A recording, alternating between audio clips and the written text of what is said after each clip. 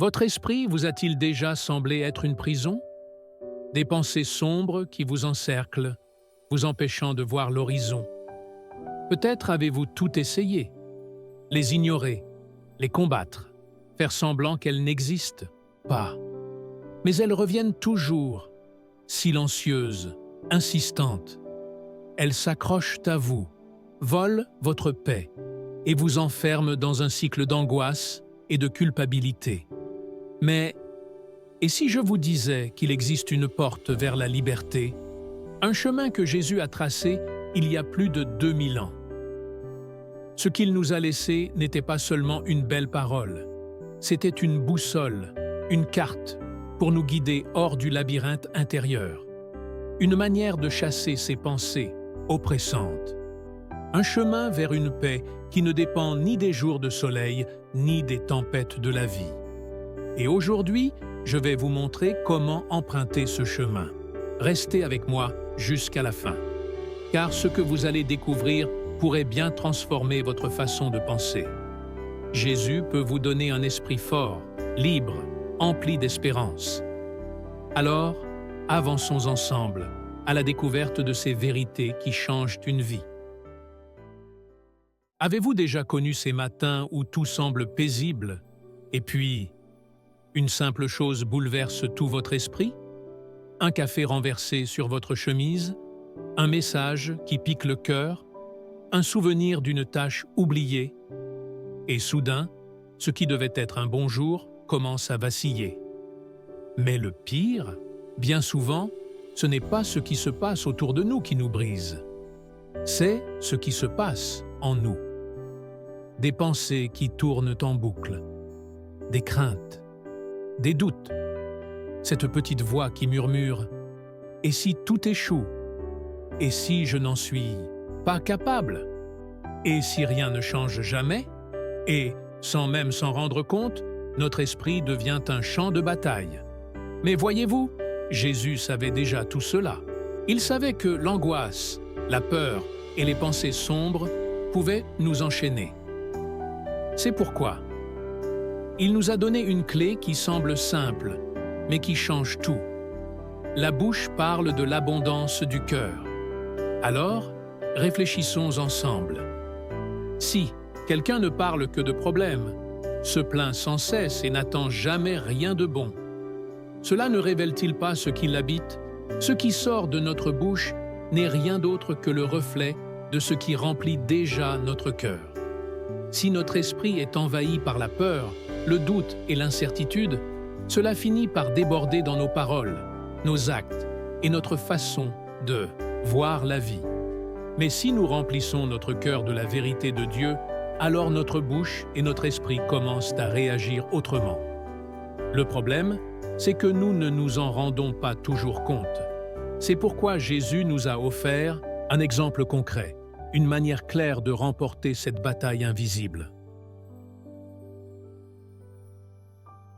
Un jour, après 40 jours passés dans le désert sans manger, Jésus fut mis à l'épreuve. Mais voyez-vous, le diable ne s'est pas présenté avec des chaînes pour l'emprisonner physiquement. L'attaque fut intérieure. L'ennemi s'approcha et lui dit « Si tu es le Fils de Dieu, change ces pierres en pain. » Une simple suggestion, n'est-ce pas? Mais derrière ces mots se cachait une intention bien plus sournoise. Elle semait une graine de doute dans l'esprit de Jésus.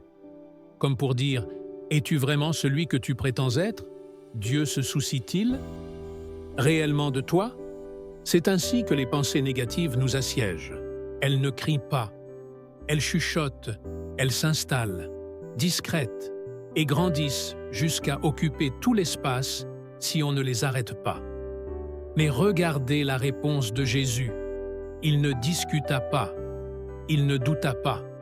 Il répondit simplement avec la parole de Dieu. L'homme ne vivra pas seulement de pain, mais de toute parole qui sort de la bouche de Dieu. Jésus nous a montré que combattre les pensées négatives ne consiste pas à les ignorer ou à les nier, c'est les remplacer par une vérité plus grande. Et voici la clé. Notre esprit ne peut pas rester vide. Si nous ne le remplissons pas de vérité, il se remplit de peur, d'inquiétude et de mensonges. C'est pourquoi nous devons apprendre à nourrir notre esprit avec ce que Dieu dit de nous. Car lorsque nous savons qui nous sommes et quel est notre but, ces pensées perdent leur emprise. Peut-être que vous vous demandez maintenant, « Mais c'est facile pour Jésus, non? Il était parfait.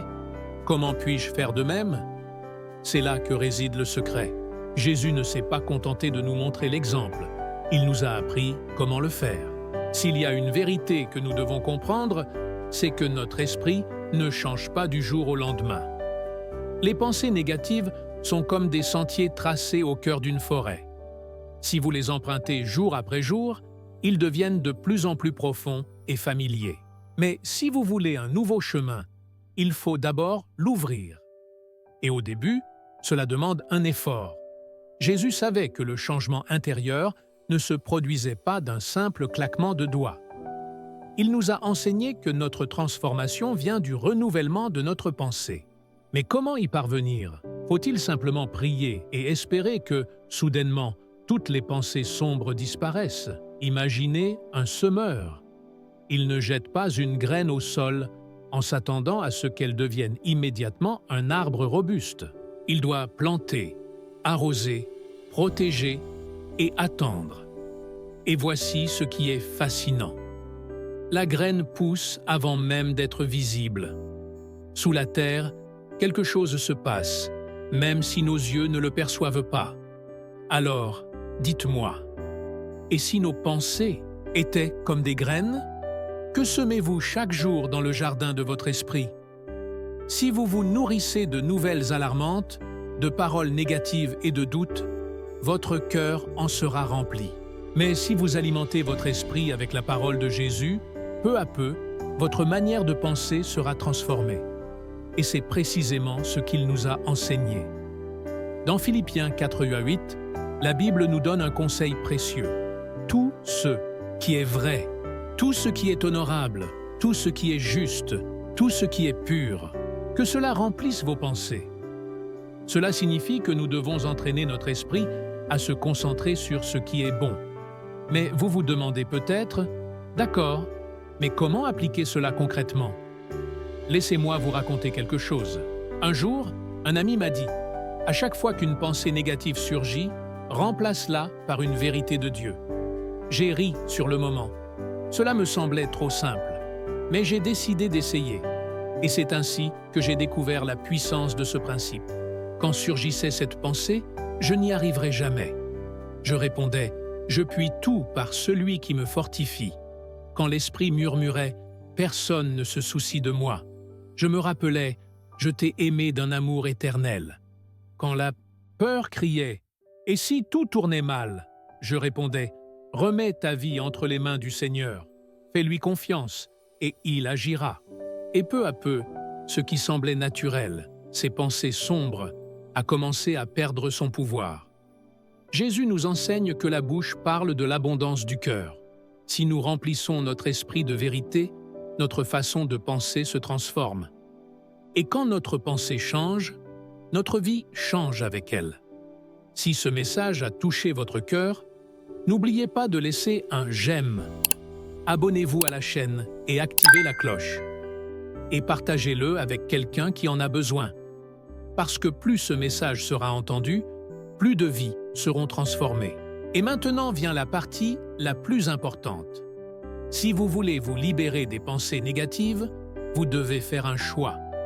Aujourd'hui, maintenant, choisir de nourrir votre esprit avec ce qui fortifie votre foi. Car la vérité est là. Si vous ne choisissez pas à quoi penser, quelqu'un ou quelque chose le fera à votre place. Et lorsque ce choix est fait, tout change. Votre façon de penser, votre manière de réagir, même la façon dont vous percevez les défis. Avez-vous déjà remarqué comment certaines personnes gardent la paix? Même lorsque tout s'effondre autour d'elles, alors que certains paniquent face à la moindre difficulté, d'autres traversent les tempêtes avec la certitude que tout ira bien. Et ce n'est pas parce que leur vie est plus facile. La différence réside dans la manière dont elles choisissent de penser. Jésus nous a montré cela très clairement lorsqu'il a dit « Dans ce monde, vous aurez des tribulations, mais prenez courage. J'ai vaincu le monde. » Regardez bien, il n'a pas dit « Si vous avez la foi, vous ne connaîtrez jamais d'épreuve. » Il n'a pas dit « Si vous me suivez, votre vie sera paisible. » Au contraire, il a été clair « Vous traverserez des épreuves. » Mais vous pouvez choisir de ne pas en être prisonnier. Alors, la question est « Comment ? Comment garder la paix lorsque tout s'écroule autour de nous ?» Laissez-moi vous raconter une histoire. Un jour, un roi voulut faire peindre l'image parfaite de la paix. Il demanda au meilleur peintre du royaume de créer des tableaux représentant la véritable paix. Beaucoup peignirent des champs verdoyants, des rivières paisibles et un ciel sans nuages. Mais l'un des tableaux était différent. Il représentait une tempête violente, des éclairs déchirant le ciel, des vagues se brisant contre les rochers. Mais au cœur de cette scène chaotique, un petit oiseau, caché entre les pierres, dormait paisiblement. Le roi regarda ce tableau et déclara « Ceci est la paix. » Car la vraie paix n'est pas l'absence de problème. C'est la certitude que, même en pleine tempête, nous avons un refuge sûr. Et Jésus est ce refuge. Maintenant, dites-moi dans les commentaires, avez-vous appris quelque chose de cette vidéo? Si ce contenu vous a aidé, comme il m'a aidé, laissez un j'aime, abonnez-vous et activez la cloche.